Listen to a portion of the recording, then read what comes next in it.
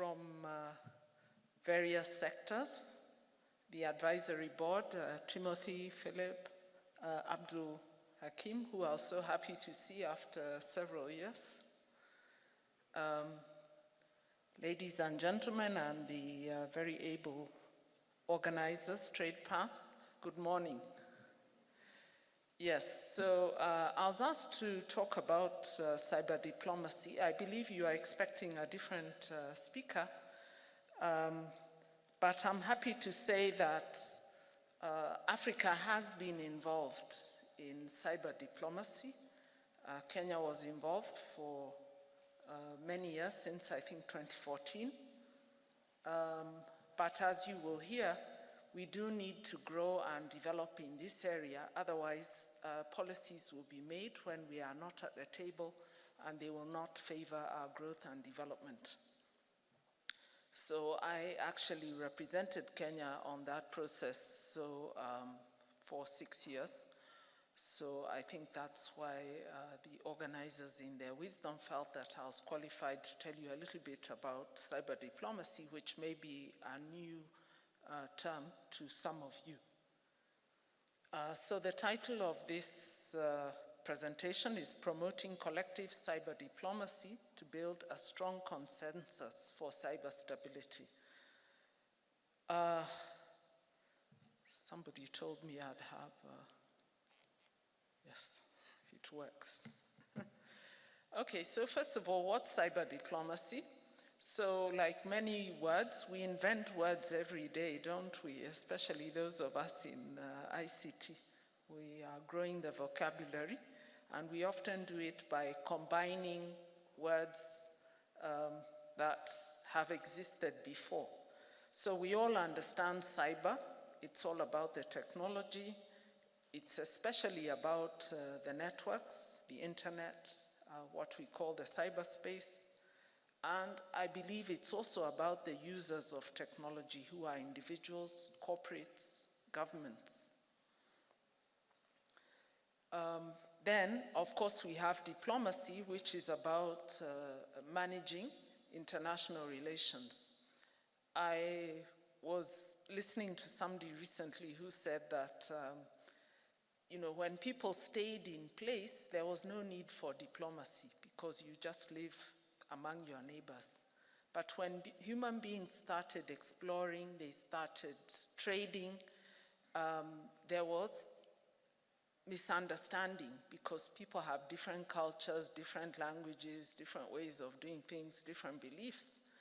And so you need a class of people who are able to span the differences and the conflicts and the confusions that occur when different groups interact, and these are the diplomats. So I didn't find a good definition of cyber diplomacy last night, so I made one up, so I take full responsibility.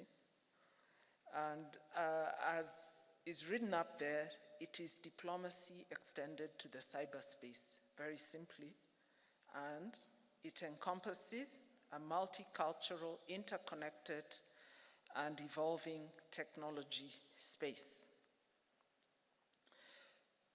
Now, we all know the opportunities, and I don't think I need to belabor them too much because Abdul Hakim has also given us a masterly presentation of where we are and where we need to go. But just think about it for a moment.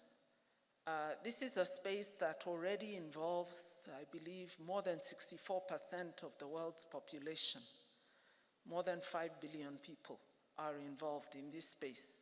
I don't think we can think of any other area where so many people are involved in some way. Then we have the dream of freedom of information, which was talked about centuries past. But this is the first time in the history of mankind where so much information has been shared by so many people and so instantaneously. And there's diversity of subject, there's diversity of language, there's diversity of viewpoint, it has given many people who in the past had no voice, a voice. It is delivering many services. E-government, of great interest to myself, of course, and the other public sector actors who are here among us. E-commerce, there's a lot of buying and selling. Both the big players and the small players are involved in this field. It has given them the first market that is beginning to look like a free market. Banking and finance, especially here in Kenya, we almost don't do money any other way. We do it online and through networks. Increasingly, and especially COVID brought that to the fore. Health, yes, many people are now considering accessing their health services online. Communicating, of course. As I walk down the street in Nairobi, I usually find that at least 1 in 4 people are on their phones at any one time, which is always very extraordinary to me, because they're walking and talking, they're standing and talking, but not to other people. They're doing it through their devices. And then it is so usable by all genders, by all ages, by most nationalities regularly use this space.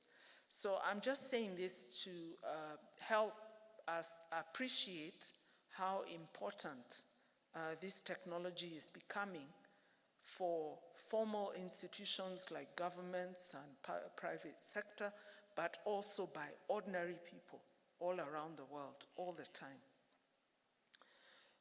In the face of this, there are some realities.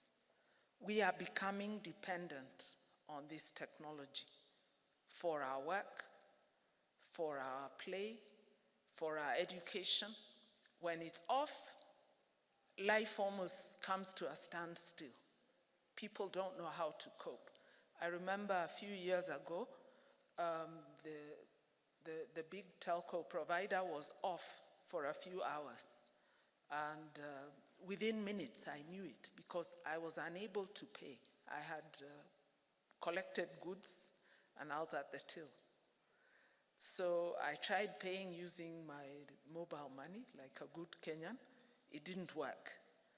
So I started looking for my bank card. I found it and I gave it to them. It didn't work because the network was on the same system. So I literally had to go to the bank. They were asking me to use my checkbook, and I almost asked them, what's that? I don't know. I haven't carried my checkbook in years.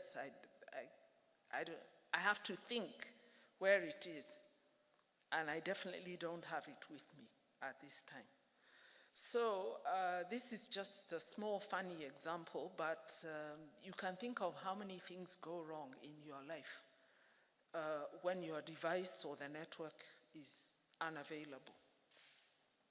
Massive amounts of money are transmitted through these networks every second of every day. I was looking for a figure. I could just find estimates. They are talking about $12 trillion. That's an amount of money I can't even think. I don't think I really understand exactly how much money that is. But isn't it extraordinary that it's just now bits moving through wires? It's no longer, the money people used to keep in their pocket or wallet or under their bed. Mattress in Kenya, I think there's a thing about people keeping money under their mattress. Yeah. Now it's almost virtual money. We just trust that the network knows how much it is and where it is. So all countries are connected. We've seen the tension between two countries in Europe. Tension, actually, they're at war. And we can see that part of that war is taking place through the cyberspace, whether it is influencing people's opinions or actual damage to each other's systems. Sorry, Siri thinks I'm talking to her. But we know that in all this, we all face the same risks, but the capacity to respond to this risk is varied depending on where you are. Yeah. So you're wondering, when am I going to get to, oops, I don't know why it's not listening to me. Is it moving? Oh, okay, it's moving, but I'm not.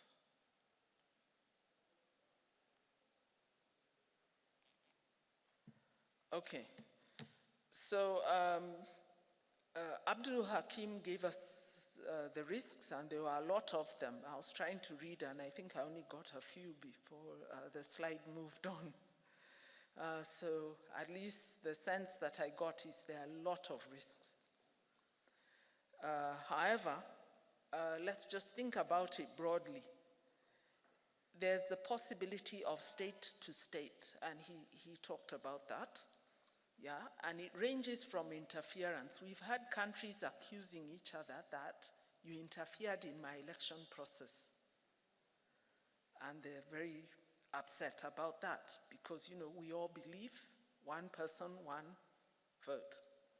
But here is a state of affairs where somebody can go and change the vote. And not only another political party in your country, but another country altogether can influence to try and get the administration that they want to be in power. And right up to cyber war. We thank God it hasn't happened yet, but the last slide has shown you how many things it would affect. Suddenly, ordinary people would be able to transact their money. Suddenly, electricity would go off. In some countries, dams, you know, may burst or be breached. So war can take place remotely over the cyber, but it can create physical damage and even death on a massive scale because of the number of systems that are being controlled by this space. And you know, that goes closely with critical infrastructure disruption, and of course the networks are becoming part of our critical infrastructure. The data stores, the cloud that somebody talked about, are all becoming a critical part of our day-to-day operations, not only for the private sector, but also for government, for individuals, for schools. If they go down, we go down. Cyber terrorism, again, this is a threat that is being looked at more and more. It hasn't happened too much, we thank God, but it could become a real issue going forward. And cybercrime, which I think you'll hear a lot about, so I won't belabor. All of us were afraid of the ransomware. In Kenya, there's a lot of social engineering where people are sending you all kinds of texts or swapping your SIM because they can see value in carrying out crime. It's less risky for them, and they can capture a chunk of that 12 trillion US dollars without moving from their homes.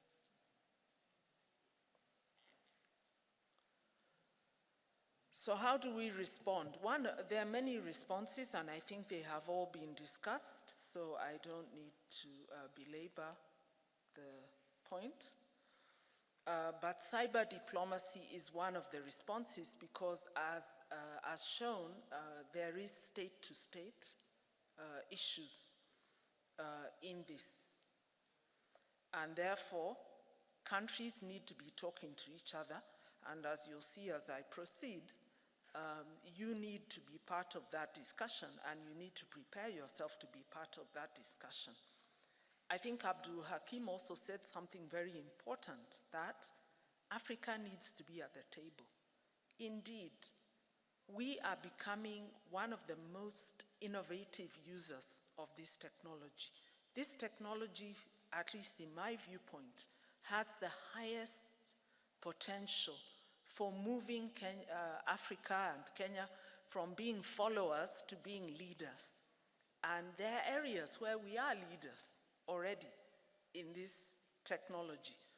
So it would be very ironic that in the face of this, we would be absent at any policy-making forum globally. whether it's a matter of international law, whether it's a matter of standards, whether it's a matter of technical protocols, but also protocols of engagement between people, and capacity building.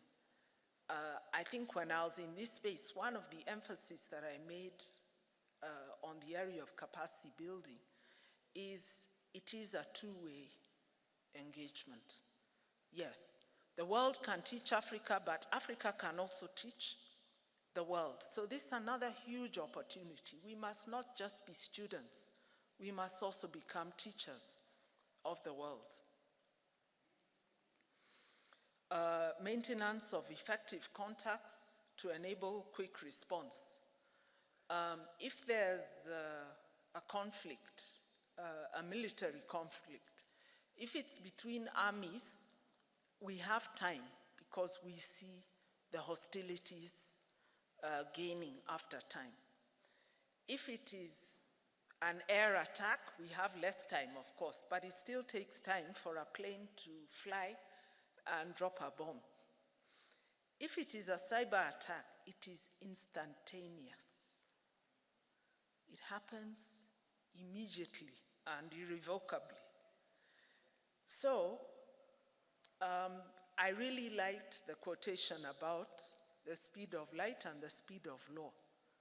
In Kenya, I think it takes three years minimum to pass a law. If that is how slow we're going to be in responding to cyber incidents and cyber threats, obviously we might as well give up before we get to the table, because those things are not going to happen at that pace. They're going to happen at the speed of light. So we need a new type of diplomat who does not give themselves 3 years to solve a problem. And some of the problems have to be anticipated in advance so that we're ready before it happens. Joint exercises. Recently, I think one of the banks, and I also liked the idea of the private sector becoming integrally involved in the solution of this issue. So joint exercises means we come up with scenarios and then we practice how we would respond if that happened. That is part of the anticipation that helps us to deal with this instantaneous world that is happening at the speed of light. We're already ready. Setting targets and checking. So I liked the tables that were shown. Where is Kenya? Where is Nigeria? Where is Ghana? Where is Uganda? Where is Mauritius? In all this, what have they reached? This is one of the ways in which we challenge our policymakers to make this priority, because they also compare themselves with others and they see, okay, we are not doing very well in the area of capacity building. How do we style up? Conflict resolution, of course. We don't want countries to fight. Nowadays, we're so interconnected. We've seen we're all affected by what's happening between Russia and Ukraine, isn't it? The price of food in Kenya has almost doubled. So many people, I think, had barely heard of Ukraine, or if they knew about it from geography. Did you know that Ukraine was such a provider of grain and so on? And what would happen to the world if Ukraine got hit? So we don't want these conflicts, whether they're happening locally or whether they're happening in somebody else's country. So in the area of cyber, we need to be very skilled in conflict resolution, capacity building, and there are so many people here who are really denizens in that area, so I won't use up time. And then response and cooperation for emerging issues. I don't want to embarrass my own country, but there was an issue of when drones came in, and we had not figured out what the policy is. So some people were importing drones, and they remained at the airport for years, not because they could not pay the customs, but because we had not figured out yet what the risk was with drones coming in, and we had not come up with a solution. And I'm sure there are many examples from every country like that. So it means we no longer sit and wait for a technology to arrive. As soon as the internet tells us it exists, we should already be thinking about it so we are ready to anticipate the entry of that technology into our environment and how it will help us and how it may potentially hurt us.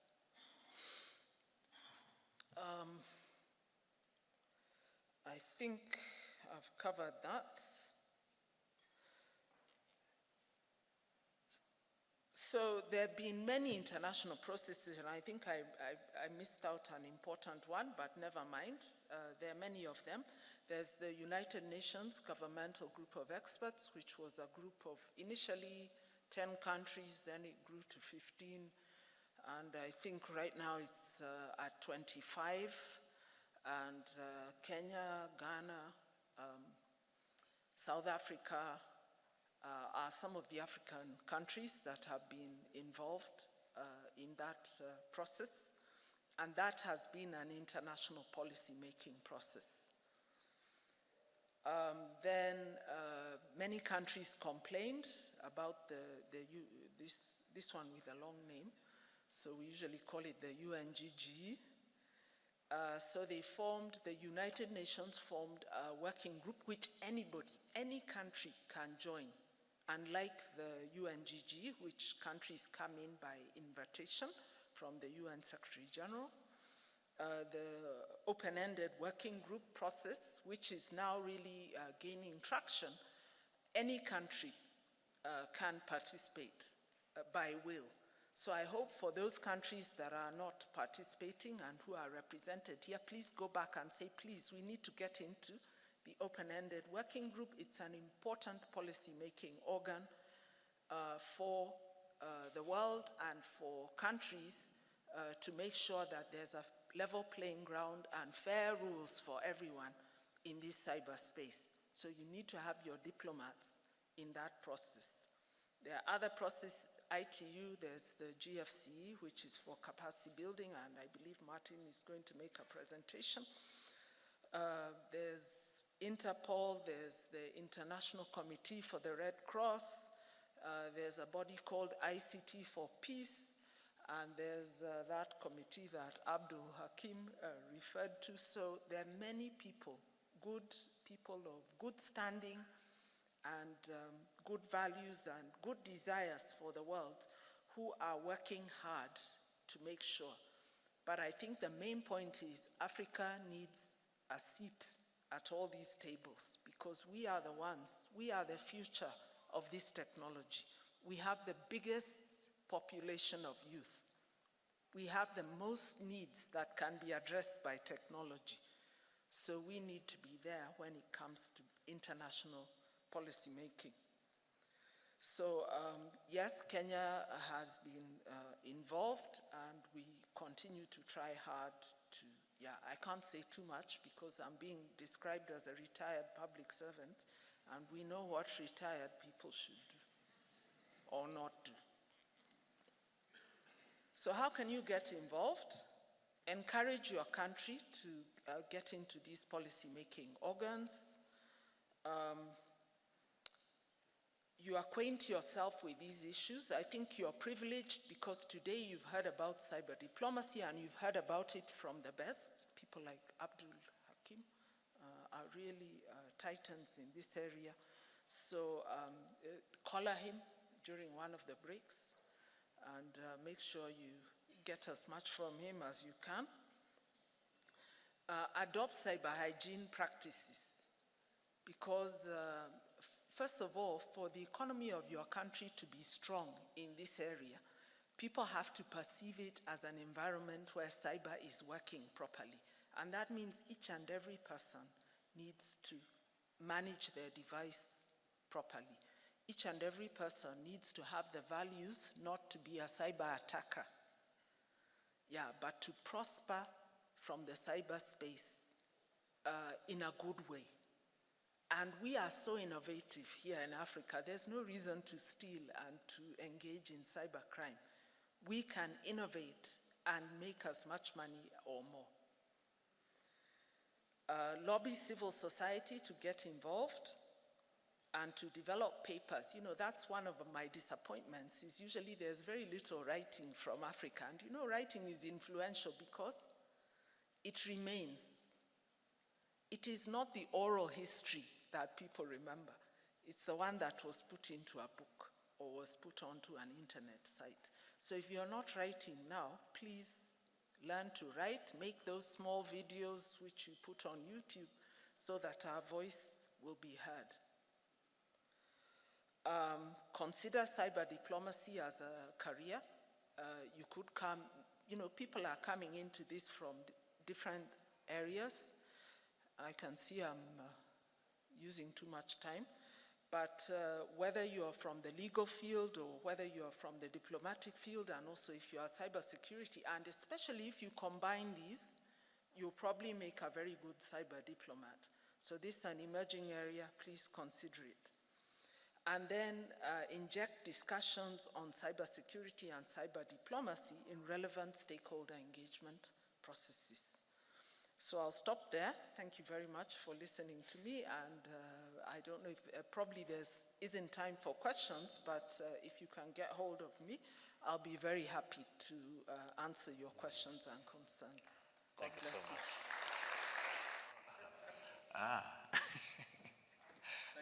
Let's show them some love, ladies and gentlemen. Wow. Thank you so much, Dr. Katherine. Asante sana.